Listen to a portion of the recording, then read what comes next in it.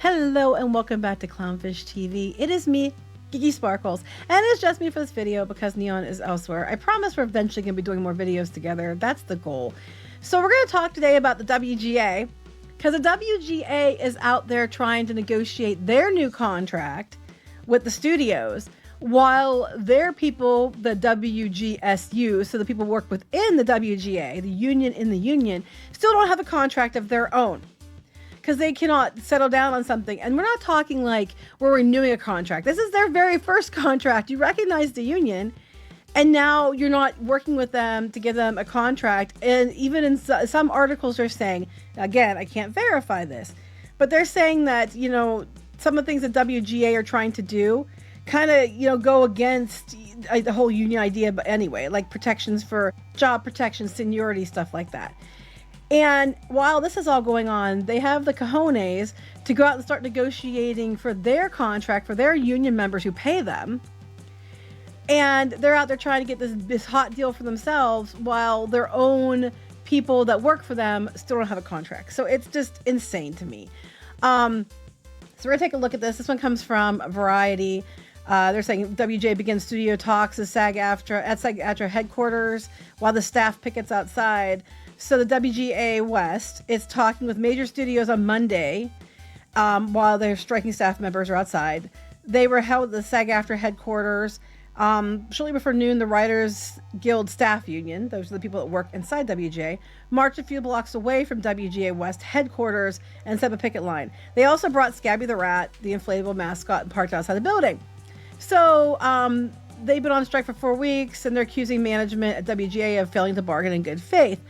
So I guess apparently, though, the building security called the LAPD and made sure that the protesters stayed on the public sidewalk and not in the privately owned plaza. Yeah, of course they did. But it's okay when they do it, guys. Remember. So the WGA attorney is saying, and the co-chair say, we are heartbroken that we have to be doing this because we want the writers to have the best damn contract possible. And we want to be in there helping them, helping our management instead of picketing them. But we have to do what unions do to make our voices heard. Yeah, you know what? Honestly, I wouldn't wish them the best contract possible. They don't care about yours. You know, you're being nicer than I'd be, because this looks really bad for them. I'm sorry. They're out there trying to say, hey, we want a good contract for our union members, but we can't even make one up for people that work for us. I mean, how can you trust somebody who you don't take care of your own people, but you expect, you know, but how can I expect you to take care of me? You know, I'm paying you to do so. You know what I'm saying? It just seems shitty. And all it's going to do is give them leverage. It's going to give the WGSU and even like, I think was it AMPTP and stuff. It's going to give them leverage against them, because they're going to be like, well, you know, you can't take care of your people. So they said the AMPTP spent the last month talking to SAG-AFTRA at the headquarters, and those talks broke off on Sunday without an agreement, and they're supposed to resume in June, and now here comes WGA. So that's going on there. And then they're saying that the WGA West sweetens offer to staff union. This came a couple days ago, but it doesn't sound like they accepted the sweetened offer, quote unquote, because they're out there picketing today where they're trying to negotiate their deal. They're saying, a member of guild members on Friday night, the WGA West executive director said the staff union has rejected the latest offer, which amounts to $800,000 in additional wages in the first year. But I don't think it's about the wages. They said it is always a union's right to decide when to take a deal and how long to strike. Next week we will turn our full attention to, you know, our deal. You know, we want to make sure we get our deal in place. They said it's time for you to bring an end to the strike by coming back to the table and bargaining a fair contract this weekend. The WGSU person said on Instagram. There's still a chance to enter this NBA negotiation cycle as a united front, meaning we could get this together before you're going to go out on next week, which this is on the 13th, so it would have been last week, when you're going to go out and head out to try to negotiate your deal. They didn't. Spoiler, they didn't. So they said that the WGSU says that the parties have been making genuine progress, but they say that WGA West management has issued an ultimatum requiring the staff to drop core union issues such as seniority and job protections. Well, I don't see them dropping their arguments. They kept trying to push for like a 20-person writer's room. And these writer's rooms, they were like not even like when the show's greenlit. There are pre-writers rooms. Now they're calling them mini rooms. Like you get like 2 people. but it was basically to write scripts to see if you can get the show greenlit. So it wasn't even like, okay, the show's greenlit and we're going to hire all these writers to do the show. No, these were writers working on something to see if they can get the show greenlit, and they were demanding like 20 people rooms.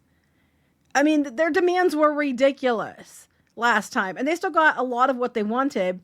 And now what they're upset about now is because their health care is going to run out. You know, remember, their union, the union within the union, you know, they're out 4 weeks, sucks to be them, you know, but more about us. We're worried about health care. So according to the Wrap, they're upset because their health care has been crunched. And that's their main priority in their post-strike contract. So they're talking about 3 years ago, what happened then. We all remember that. And they said that the part about their staff writer's room and all that, because they were saying, well, if the writer's room don't have enough people in it, young writers won't be able to experience that and won't be able to get the experience they need to be showrunners. So then teach them better. I don't know what to tell you. Take classes on it. It's not, they don't have to pay them to sit there. And they're saying the industry is transitioning into a streaming dominant business, and our health fund need additional funding because they aren't getting jobs. Yes, their health care, they're freaking out because they don't have as many people paying in for the health care because there aren't as many jobs in Hollywood due to streaming and other things. So they want more money for their health care to pay for them because there's not enough people, as many people working and paying in. That's basically what it is. They said they're going to hit their final reserves, you know, if they don't do something. So they're saying that the spiraling cost of healthcare, welcome to the club, because they even said for all Americans, yes, and steep cutbacks in the quantity of greenlit productions by Hollywood studios means that fewer writers are working and contributing to the health plan. So we have less jobs, less writers employed, and we don't know how we're going to keep our health insurance for everybody. This is probably why they're not negotiating a contract with their people inside the union, within the union, because they might not have enough money to be in good faith for what they want, because they're out here having to negotiate for more money for themselves. They said WGA reported $219.8 million in annual contributions last year. That was a 9% decrease from the $241.1 million in 2022. So it's probably going to be decreased further. By contrast, the benefits and costs taken out of the plan's funds has risen from $172 million in 2020 to $281.7 million in 2025, which is a 63% increase. And it has for everyone. I'm not saying it's right, because it isn't right, and healthcare in America is completely effed up, and don't even get me started. But it's not just a you problem. And the reason that you're flipping out is because you don't have as many people paying their dues into you, or paying a percentage into you, because there's not as much work. Which, guess whose fault that was? I'm just saying, you guys, you and SAG-AFTRA went out there and demanded the moon, and we kept telling you, okay, here's the cool thing. Some of you are going to get it. And you're going to get this, you're going to get improvements. But what's going to happen is there's going to be fewer of you that have work. And that's exactly what happened.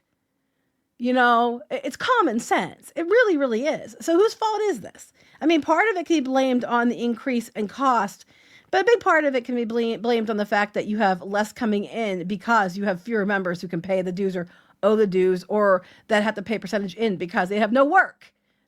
Again, whose fault is that? Just saying. So they said AMPTP was planning to propose drastic increases in studio contributions to union health plans in exchange for the 5-year contract instead of 3-year contract. And after 5 weeks of confidential talks with the Actors Guild, it is still unclear whether the proposal was even considered. But the WGA nominating committee co-chairs said that even if SAG-AFTRA agreed to longer contracts, it would not be in the best interest of writers to do the same. So we know the SAG-AFTRA is going for it. We don't know if it went through. We know they're renegotiating in June. And now WGA is basically saying, no, we're not going to do that. We're in a period of significant change. So the notion of taking less or putting more years in between when the companies address changes in their needs for workers seems to us exactly the wrong lesson to take away from 2023. They say as they won't even give their union, the people that work inside, and make sure everybody gets their residuals and stuff, more money, or seniority, or recognition of, you know, the different things that they are demanding themselves. It sounds to me like they're asking for a lot of the same things, but you're out here asking with your hands out, telling them no at the same time. It's just interesting. The WGA believes that ensuring the long-term solvency of its health plan won't be determined by contract talks alone.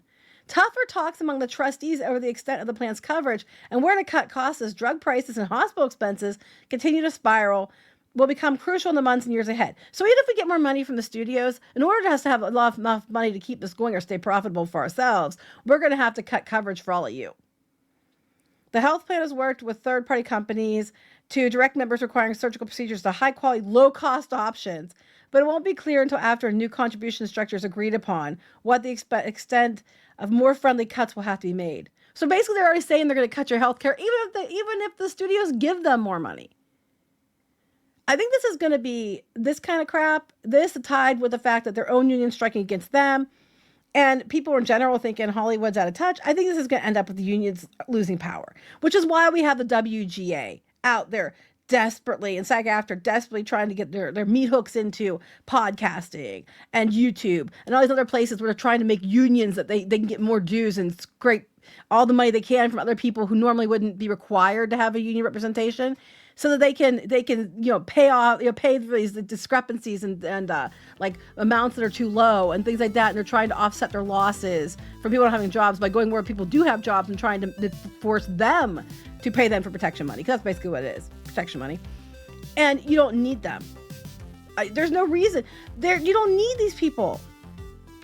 I mean, it's beneficial in a situation where you're working and it might help you get better things, but they're basically telling you they're already going to cut those things that make it beneficial.